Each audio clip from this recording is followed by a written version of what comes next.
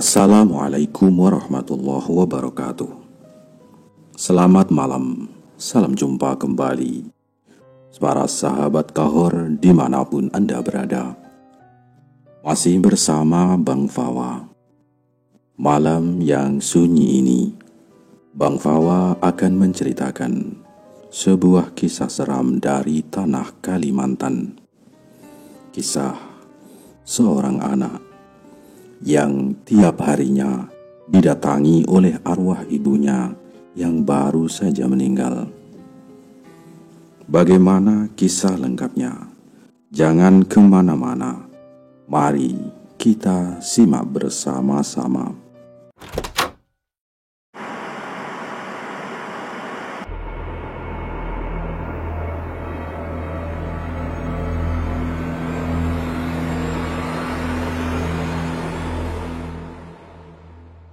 Kita sebut saja namanya Ika. Suatu hari, saat dia duduk di kelas 3 SMA. Sore itu, Ika pulang lebih terlambat. Maklum, sekolahnya mengadakan les tambahan untuk persiapan ujian. Hari itu, ia mendengar kabar yang tak pernah terbayang dalam hidupnya. Ibunya meninggal dunia, dan itu tepat 1 minggu setelah ayahnya berpulang. Hancur luluh lantak perasaannya. Dan apakah kalian tahu kabar buruknya?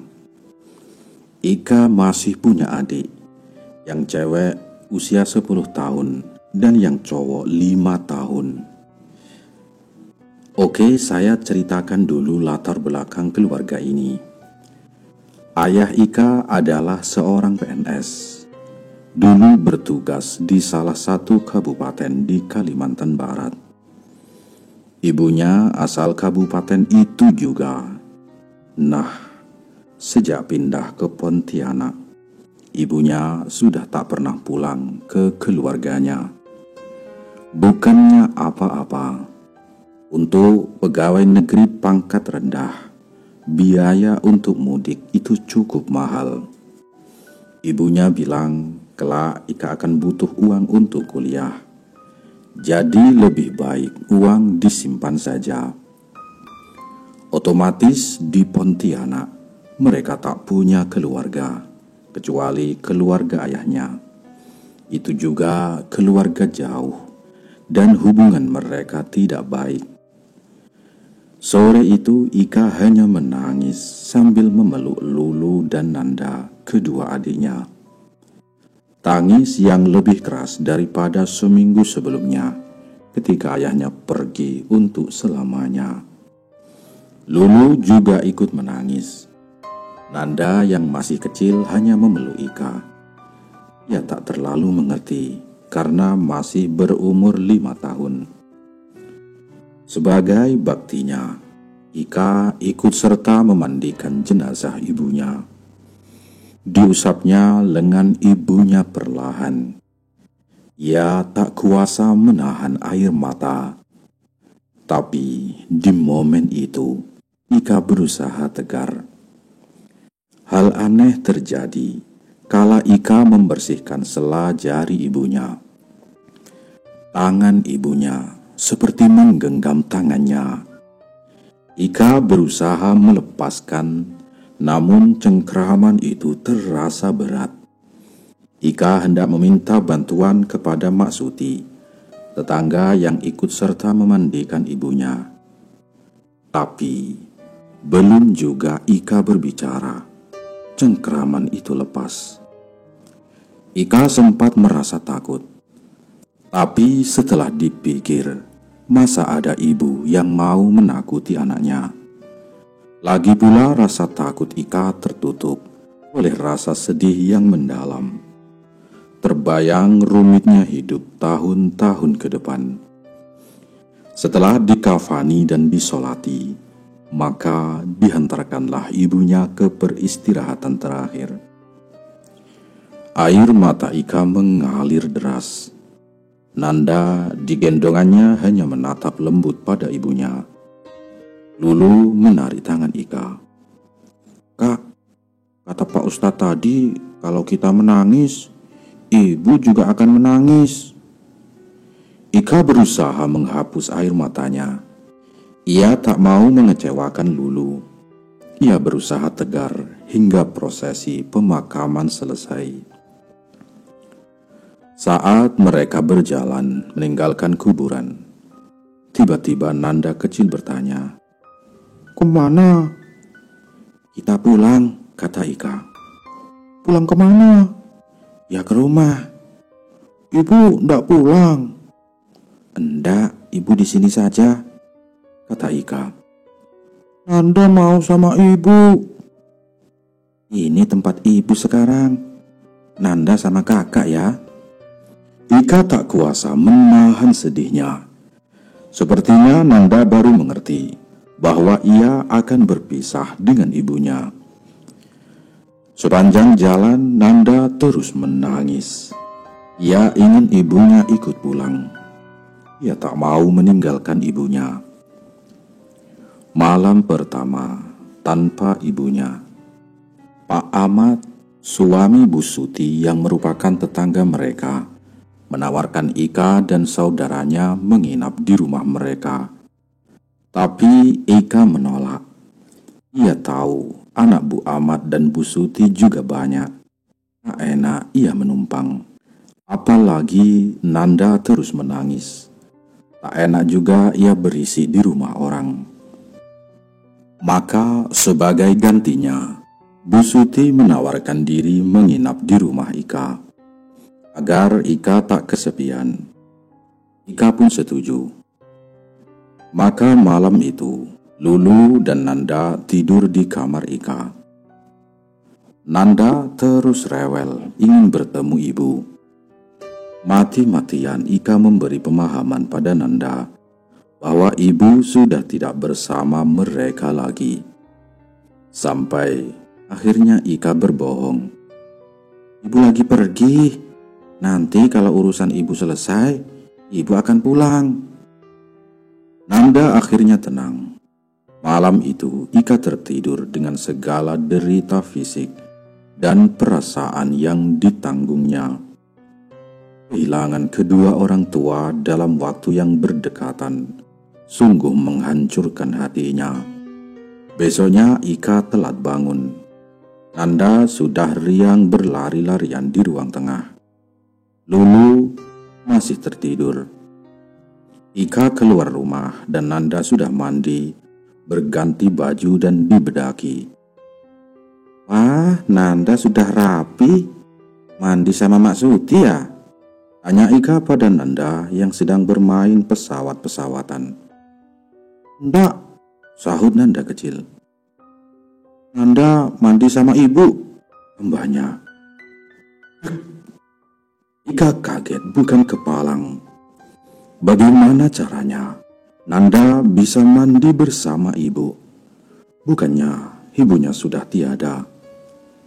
Ika memeriksa handphonenya hendak bertanya pada Mak Suti. Bisa saja kerinduan Nanda pada ibu membuatnya menjawab begitu. Tapi ada SMS yang dikirim Mak Suti tadi pagi. Isinya, "Nak Ika, maaf ibu pulang awal. Anak ibu kata bapaknya tubuhnya panas." Ika pun tertegun. Kak Ika, ibu pergi lagi," kata Nanda lugu. "Kapan ibu pergi?" tanya Ika. "Ibu tadi pergi terbang bagus," kata Nanda. Bulu kuduk Ika berdiri. Tapi Ika tak ambil pusing. Barangkali Nanda memang sangat rindu ibunya. Dipeluknya Nanda erat. Tak kuasa Ika menahan tangis. Ika berencana tidak sekolah selama seminggu. Ia harus mencari akal bagaimana cara merawat adik-adiknya, sementara ia harus sekolah.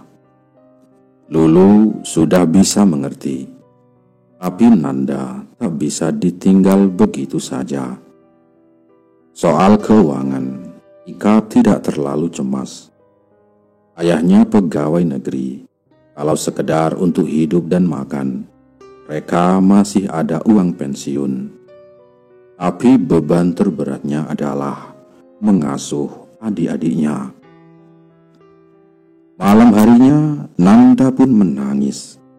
Ia tak mau tidur bersama Ika. "Ibu, Nanda mau tidur sama ibu." "Ibu ndak ada, Dek," kata Lulu. "Ibu ada kok." Nanda kecil kekeh bahwa ibunya masih ada.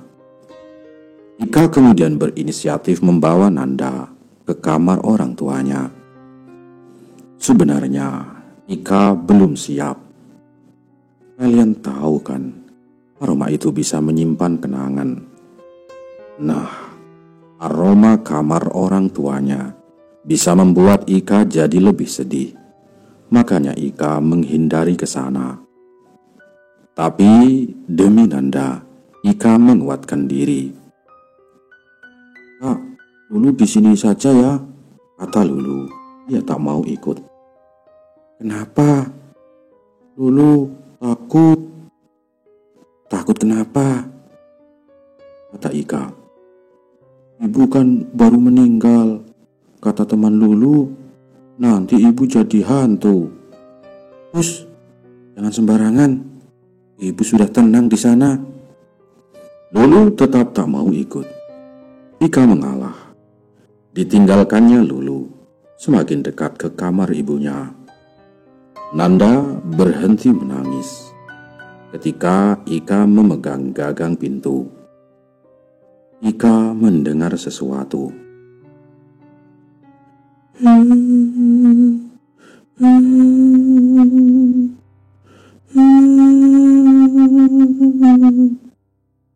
Ada yang menangis di dalam.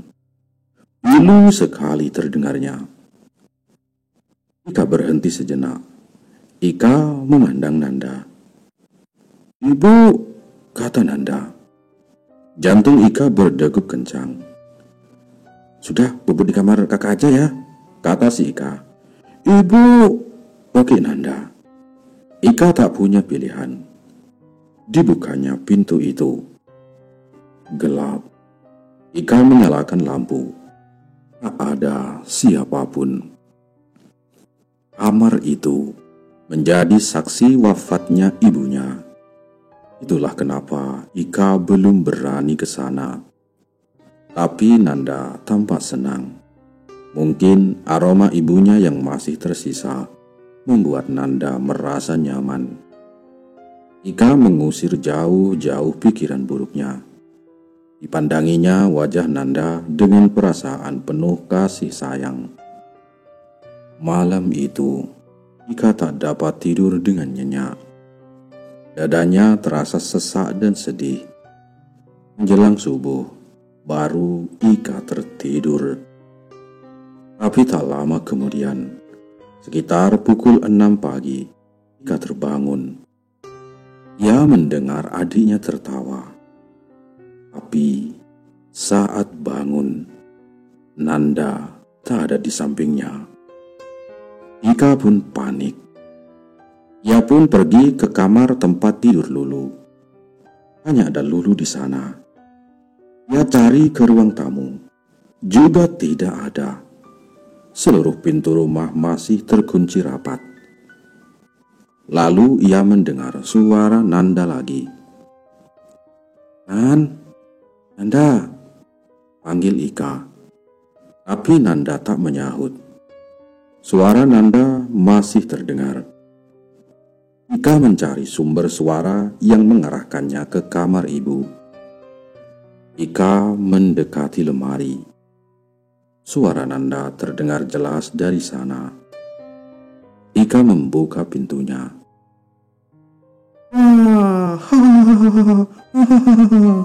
Nanda tampak girang setelah membuat kaget Ika. "Nanda, kamu ngapain di sini?" "Nanda main sama ibu." Bulu kuduk Ika berdiri. Ini jelas ada yang tak beres. Ia menggendong Nanda dan membawa ke kamarnya. Nanda terus menangis ingin bermain dengan ibu. Tapi Ika bersikukuh agar Nanda tetap bersamanya. Siangnya, Ika memberanikan diri mengajak adik-adiknya ke rumah pamannya, tepatnya sepupu dari ayahnya. Inilah yang katanya hubungan orang tua mereka yang tidak baik. Soalnya istri pamannya itu galak dan sombong. Pamannya menyambut Ika dan adik-adiknya dengan baik. Apalagi Ika sedang berduka, tantenya juga. Tapi saat Ika bilang mau menginap beberapa hari, tantenya tampak tidak suka.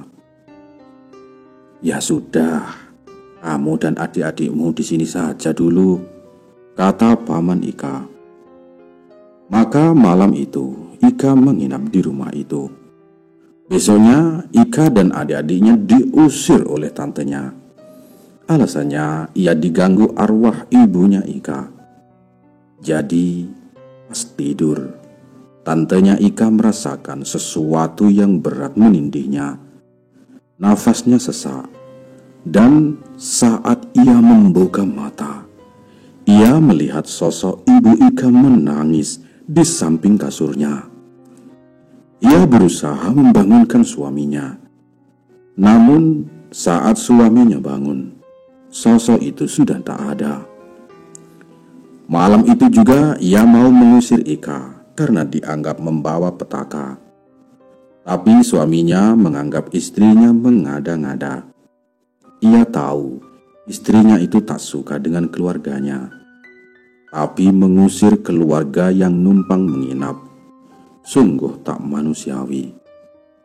"Kau tahu Ika, kedatanganmu kemari cuma jadi petaka," kata tante Ika. Sudah, jangan kau dengar tantemu," kata pamannya. Tapi mendengar cerita itu, Ika tahu tantenya tidak berbohong. Ia tak mau menjadi masalah. Maka siang itu juga dia pamit. Ika teringat kalimat guru agamanya, "Arwah seseorang yang meninggal 40 hari masih ada di sekitar kita." Kenapa pula ia harus takut pada ibunya sendiri? Ika menguatkan hati. "Kak Ika masih sedih ya ibu pergi?" tanya Lulu. "Enggak kok, kan ada kalian yang nemenin Ika," kata Ika. "Tapi kemarin malam Lulu dengar ibu nangis. Itu pasti karena Kak Ika nangisin ibu," kata Lulu. "Di mana kamu dengarnya, Lu?" tanya Ika. "Di depan pintu, Kak. Lulu takut." Singkat cerita, malam itu ketika Ika tidur di kamar ibunya, Lulu mendengar suara dari depan pintu.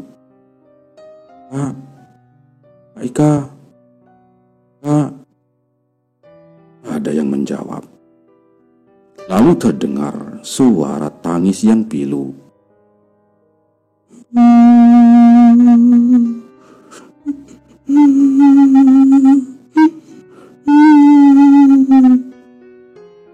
Lulu mengerti itu bukan kakaknya. Lulu, kamu sudah makan, Lu? Mau ibu masakin apa? Lulu gemetar, lalu bersembunyi di balik selimut. "Ibu pergi saja," kata Lulu. "Ibu sudah pulang," kata suara di depan pintu. Lulu menggigil, tapi ia tak bisa teriak. Tubuh Lulu lunglai. Besoknya Lulu batuk-batuk. Malam ketiga tanpa ibunya, kejadian aneh kembali terjadi. Saat jam menunjukkan pukul 12, Ika mendengar suara dari dapur. Suara seperti panci dan wajan yang digerak-gerakkan. Klonteng, klonteng, sweng. Aroma makanan juga tercium dari dapur. Sungguh enak. Ika tahu ibunya datang lagi. Sementara itu Nanda masih sering terlihat bermain sendirian sambil tertawa. Setiap ditanya, ia selalu bilang kalau ia sedang bermain dengan ibu. Semua itu membuat Ika menjadi stres. Ia tak tahu harus apa. Ingin ia bercerita kepada orang lain, tapi ia takut ibunya jadi bahan pembicaraan. Bukannya ditolong, malah jadi bahan gosip. Suatu sore, sahabat Ika datang ke rumahnya. Ia belum sempat menemui Ika sejak ayah Ika meninggal. Ia baru pulang umroh bersama orang tuanya. "Aku turut berduka cita ya, Kak," kata Maya. "Sudahlah, semua sudah lewat. Doakan aku kuat," kata Ika. Kepada Maya, Ika berani menceritakan semua kejadian yang ia alami. "Jadi ibumu pulang lagi?" "Iya, Mai. Aku juga tak mengerti," kata Ika. "Pasti ada alasannya, kah?" kata Maya. "Tapi apa?" "Itu yang harus dicari tahu," kata si Maya. Sepulangnya Maya, Ika memikirkan apa yang Maya katakan. Maya benar. Ibunya tak tenang. Ada yang mengganjalnya. Tapi apa? Entahlah. Teka-teki itu harus dipecahkan. Ika mulai mengingat hari-hari terakhir ibunya. Setelah ayahnya meninggal, ibu Ika sering tampak murung. Bagi Ika itu normal. Ia juga sedih ditinggal ayahnya. Ibunya juga jadi lebih dekat dengan Ika, apalagi pada adik-adiknya. Sepanjang hari seperti ingin selalu bersama. Suatu hari, ibunya memanggil Ika untuk bicara. "Ika, kamu memang belum cukup umur. Tapi ibu percaya kamu sudah dewasa. Kalau ibu nggak ada, jaga adik-adikmu ya," kata ibu. "Memangnya ibu mau kemana?" tanya Ika. "Ya, ibu tetap di sini, tidak akan jauh-jauh. Tapi ibu butuh bantuan Ika buat jaga adik-adik," kata ibu. "Iya, Bu, Ika akan jaga mereka kok." Kini Ika mengerti. Ibunya sudah tahu kalau umurnya tak lama lagi. Ibunya seperti bersiap-siap pergi. Dan kedekatan di akhir hayatnya itu karena ibunya ingin memiliki kenangan manis bersama. Tapi setahu Ika, ibunya tak punya penyakit yang parah. Ibunya juga wafat dengan damai saat tidur di kamarnya. Meninggal begitu saja. Malam itu, Nanda, adik Ika yang paling kecil, terlihat sangat rewel. Ia terus merengek. Ika berusaha menenangkan adiknya. Lulu juga membantunya. Tapi Nanda terus menangis. Lalu, kejadian aneh kembali terjadi. Mereka mendengar suara ibu mereka menyanyikan lagu Nina Bobo. Suara itu jelas sekali.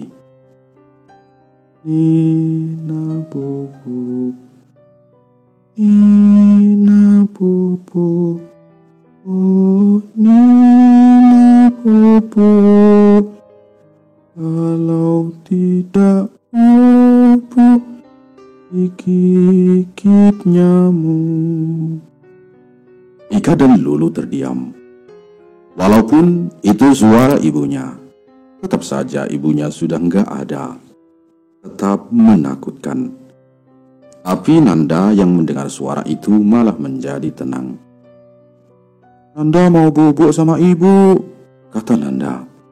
Nanda kemudian melompat dari pelukan Ika dan berlari ke arah pintu kamar. Cepat sekali Nanda berlari, sedangkan Ika dan Lulu masih mematung. "Nanda, Kak," seru Lulu. "Nanda, tunggu," kata Ika. Tapi Nanda terus berlari keluar. Saat mereka keluar, Nanda tak ada di sana. Gimana nih?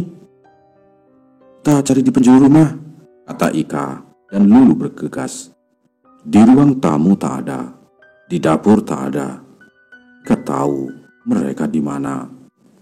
Pelan-pelan Ika membuka kamar ibunya.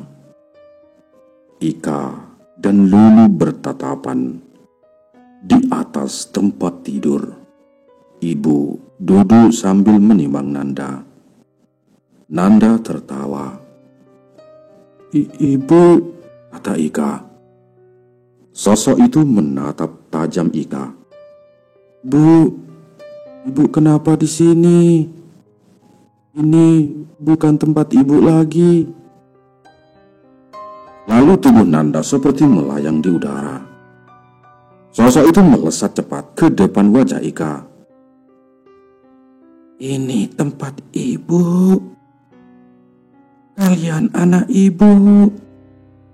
Ika mematung. Lulu menganga. Sedetik kemudian, sosok itu hilang. Kak, kita jangan tidur di rumah ini, kata Lulu. Ika masih diam. Dilihatnya Nanda tertidur di atas ranjang ibunya. Didekatinya Nanda, lalu dipeluknya erat. Ibu sayang kita lu. Ibu gak lagi ganggu kita, kata Ika. Badannya lemas. Lulu mendekat lalu memeluk Ika. Mereka pun tertidur. Besoknya Maya datang lagi. Maya cerita masalah Ika kepada ayahnya. Kebetulan ayah Maya ini sedikit paham tentang hal-hal gaib. Kata ayah Maya, biar ibu Ika tenang, harus ketahuan dulu kenapa dia tidak tenang. Coba periksa peninggalan-peninggalannya. Maka sore harinya Ika membuka lemari orang tuanya. Diperiksanya pelan-pelan. Jangan-jangan ada petunjuk. Tapi setelah memeriksa semuanya, Ika tidak menemukan apa-apa. Tapi saat Ika menyerah, ia menemukan sebuah surat diletakkan di bawah kotak make up milik ibunya. Beginilah isi suratnya. Anakku Ika, kalau kau membaca ini, ibu sudah pergi. Jagalah Lulu, jagalah Nanda. Ibu tak ingin pergi, tapi ayahmu akan menjemput. Ibu sayang kalian, tapi ibu terlanjur berjanji pada ayahmu. Kami sehidup semati satu jalan. Maka malam itu juga Ika membawa Lulu dan Nanda pergi ke rumah Maya. Dibawanya surat itu ke ayah Maya. Satu jalan, jalan Sute, kata ayah Maya. Jalan Sute adalah sumpah sehidup semati. Biasanya dilakukan untuk menunjukkan kesetiaan. Biasanya diamalkan agar tak ada kesedihan yang lama setelah salah satu pergi. Amalan cinta sehidup semati. Pasangan yang melakukan sumpah ini akan meninggal dalam jarak yang dekat. Dalam kasus ini, ketika ayah Ika meninggal, ibu Ika menyusul. Lalu, apa hubungannya dengan ibu yang terus pulang ke rumah? Tanya Ika. Tampaknya di akhir hidupnya ibumu menyesali keputusan itu. Hidupnya bukan cuma bapakmu, tapi juga kalian. Ia tidak ingin meninggalkan kalian, kata ayah Maya. Ika terdiam. Tahu ya orang tuanya punya sumpah seperti itu. Temui ibumu, yakinkan dia kamu mampu menjaga adik-adikmu ya Ika, kata ayahnya Maya. Caranya Pak? Panggillah, ia akan datang. Itu adalah malam ketujuh setelah kepergian ibunya. Ika, Lulu, dan Nanda terjaga di kamar ibu mereka. "Ibu, ibu, ibu," kata Ika. "Bu," seru Nanda. Maka ruangan terasa dingin. Ika memeluk Nanda dan Lulu erat. Di depan mereka muncul sosok yang mereka kenal. Wajahnya sedih. Tangannya menggapai-gapai ke arah Ika. "Bu, ibu pulang ya bu ya. Jangan khawatirkan Ika, Lulu, sama Nanda. Kami bisa kok tanpa ibu," kata Ika. "Ibu," kata Nanda. Lulu cuma termenung. "Ika janji bakal jaga Nanda, bu." Ika memeluk Nanda erat. Sosok itu mengelus wajah Ika. Ika menangis. Air matanya mengalir deras. Wajah ibunya mendekat. Ika dapat menatap wajah ibunya. Lalu, sekian detik kemudian, sosok itu melesat dan menghilang begitu saja. "Ibu," ujar Nanda lirih. Sejak itu, ibunya tak pernah pulang lagi ke rumah. Sehari-hari selama sekolah, Nanda dititipkan Ika ke rumah Mak Suti. Semua kembali normal. Beberapa kali setelah Ika kuliah, ibunya sempat hadir. Tapi seperti hanya nengokin anak-anaknya saja. Tapi Ika sudah tidak takut. Inilah cerita nyata dari Ika yang selalu ditemui ibunya. Sosok ibu yang tak pernah rela meninggalkan anak-anaknya. Sosok ibu yang kasih sayangnya melebihi siapapun orang-orang di dunia ini. Maka jika kalian semua masih mempunyai ibu, jagalah baik-baik, hormati mereka. Jangan sampai menyakiti hatinya. Wassalam.